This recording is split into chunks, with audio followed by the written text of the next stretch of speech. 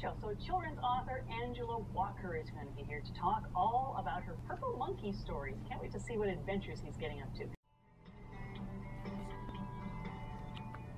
Well, I'm thrilled to have the author of Harry Purple Monkey Dishwasher, Angela Walker, here. It's a great series of books, and now Harry has been on 3 adventures so far. He left show business behind, right? He doesn't work at the circus anymore. But he gets into great deals of adventures as a dishwasher. So let's talk a little bit about why you decided to write a children's story. What was your motivation there? Children. My children, nieces, my granddaughter, they inspire me. You look at them and they just look at the world with awe. And they're not afraid to ask questions. They're not afraid to explore. And through Harry, we get to do that, and I get to be a kid again, too. Oh, isn't that great? Because we never truly grow up. No, you never do. So where did the character Harry come from? What was the inspiration? It's actually born in a conversation, a dinner conversation. I've always wanted to write for children, but I wanted an idea that I could really embrace.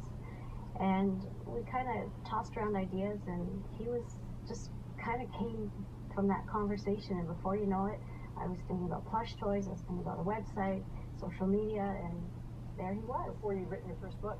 And here are some of the plush toys we're talking about. Harry in the middle there, and then a couple of characters that show up in the books. He's a spider monkey, right? Yes, the Jeffrey Spider Monkey. Okay. But are they purple in real life? No. And they are an endangered species, so we've got even extra interest into what they do. Let's talk about his the first book, because it sets it up, where he is in the circus, he's a fabulous juggler, and what happens? He gets overconfident, and he takes advantage of his talent, of his friends, and gets a little lazy, and because of that, it affects his performance. It's complacent. Absolutely. And the circus master's not happy with him, so he replaces him. What Harry thinks is it's not a big deal, I can just go off and do what I want, but the circus master has other plans for him and is ready to sell him to the zoo. Well, when Harry gets wind of this, he escapes, and he ends up in the big city. And that's where the real journey begins. Okay, and that's where his adventures take off. Yes. He needs a little help from some of his friends, and so tell me about the characters. Well, he actually meets Leo, which is the rat. Okay. And Leo is really one of the street smarts. And he takes him through the streets of New York, and he starts to help him, and he teaches him about friendship, teaches him about family.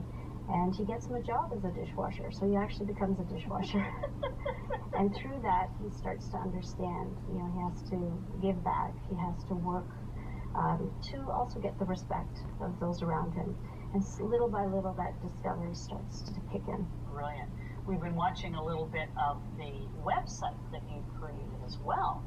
It all kind of flows hand in hand with the books, doesn't it? Tell me about the website. Well, the whole idea was we didn't want to just have a book. We wanted to have an experience. So through the website, we actually bring Harry to life.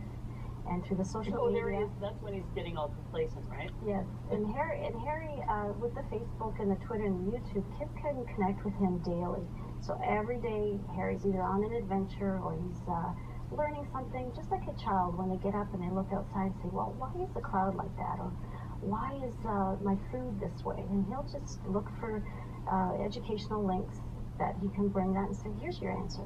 So every day a child can learn with Harry. Wow.